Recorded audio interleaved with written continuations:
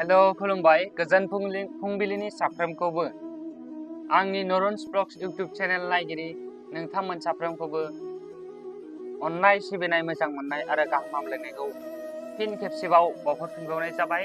आसा खालामदों नोंथांमोना इसोरनि अननायाव मोजाङैनो दङ आरो आंबो बे समाव मोजाङैनो दङ इसोरनि अननायाव। दिनै 17 जुलाइ 2022 मायथाइ। दिनै सानसेनि फानजामुथिखौ लानानै फैदों आं नरन्स ब्लग्स इउट्यूब चेनेलनि बिगोमा नरन खेरखातारिया। फैदो जों दिनैनि सानसेनि राशि फरायथिनाय हाबाफारिखौ जागायदिनि। गिबियावनो दङ जोंहा वृष राशि। सोरनिफ्रायबा मोजां रादाब मोननो हागौ। राङारि थासारिया गोख्रों जागोन।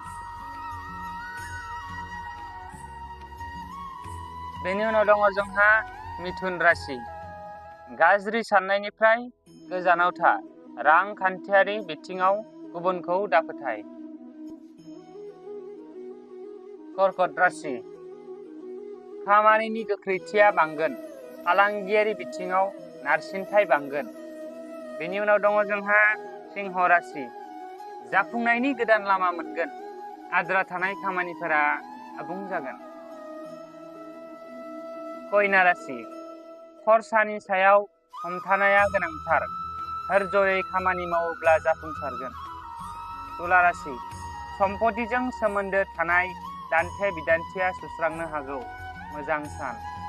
वृश्चिक राशि। गोदान मावथांखिफोरा जाफुंसार जागोन। दिनै बाराया नोंथांनि थाखाय गाहाम सान।